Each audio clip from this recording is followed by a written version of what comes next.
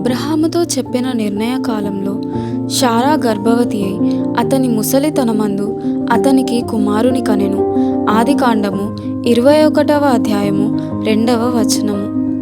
యెహోవా ఆలోచన సదాకాలము నిలుచును, ఆయన సంకల్పములు తరతరములకు ఉండును.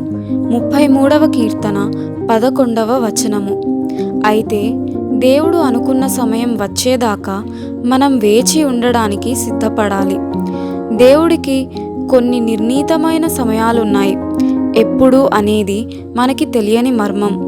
మనకవి తెలియవు, కానీ ఆ సమయాల కోసం మనం ఎదురు చూడాల్సి ఉంది. అబ్రహాము హారానులో కాపురమున్నప్పుడే దేవుడు ఆయనతో మరో 30 ఏళ్లకి నీకు కొడుకు పుడతాడు అని చెప్పినట్టయితే అబ్రహాము అంతకాలం కనిపెట్టాలి కాబోలు అనుకొని నిరుత్సాహపడేవాడు. కానీ దేవుడు తన ప్రేమ కొద్దీ ఆ సంవత్సరాల తరబడి కనిపెట్టడాన్ని అబ్రహాముకి లేకుండా చేసి ఆ వాగ్దానం నెరవేరడానికి ఇంకా కేవలం నెలల గడువు ఉందనగా అబ్రహాముతో చెప్పాడు, ఈ కాలమున నిర్ణయ కాలమందు శారాకు కుమారుడు కలుగును. ఆదికాండము 18వ అధ్యాయము 14వ వచనము. నిర్ణయ కాలము ఎట్టకేలకు రానే వచ్చింది. ఆ ఇంట్లో పసివాడి నవ్వులు కేరింతలు వింటూ ఆ ముసలి దంపతులు గత కాలమంతా తాము పడిన తమ మనస్తాపాన్ని మర్చిపోయారు. కళ్ళు కాయలు కాసేలా కనిపెట్టే క్రైస్తవుడా, నిరుత్సాహపడకు. నువ్వు ఎవరి కోసమైతే కనిపెడుతున్నావో ఆయన నిరాశపరిచేవాడు కాడు. తాను నియమించిన సమయానికి 5 నిమిషాలు కూడా ఆలస్యం చేయడు.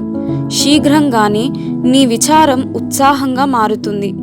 దేవుడు నిన్ను ఆనందంలో ముంచెత్తినప్పుడు ఎంత దీవెనకరమైన స్థితి అది. సూర్యోదయానికి ముందు చీకటి పటాపంచలైనట్టే ఆ సమయం వచ్చేసరికి విచారం ఏడుపు దూరంగా పారిపోతాయి. మనం ప్రయాణికులమే. ప్రయాణపు చిత్రపటాలను దిక్సూచిని కెలకడం మనకి తగదు. సర్వం తెలిసిన మన పైలట్ ఆ వ్యవహారమంతా చూసుకుంటాడు. కొన్ని పనులు ఒక్క రోజులో అయిపోవు. సూర్యాస్తమయ సమయంలో ఆకాశంలో సాక్షాత్కరించే వింత రంగులు ఒక్క క్షణంలో తయారయ్యేవి కావు. ఓ శుభదినాన బండరాళ్ళు చదును అవుతాయి. ఏ రోజది ఎవరికి తెలుసు? నెర్రెలు విచ్చిన నేల నీరు తాగుతుంది నిండుగా. అడ్డుగడియలు విరుగుతాయి, తలుపులు తెరుచుకుంటాయి. కఠినమైన చోట్లు సాఫీ అవుతాయి, వంకర దారులు తిన్నగా అవుతాయి. ఓపికగా కనిపెట్టే హృదయమున్నవాడికి జరుగుతాయి ఇవన్నీ. దేవుడు నిర్ణయించిన గడియల్లో అది రేపో మాపో ఎవరికి తెలుసు? తెలిసిందల్లా తప్పక జరుగుతాయని.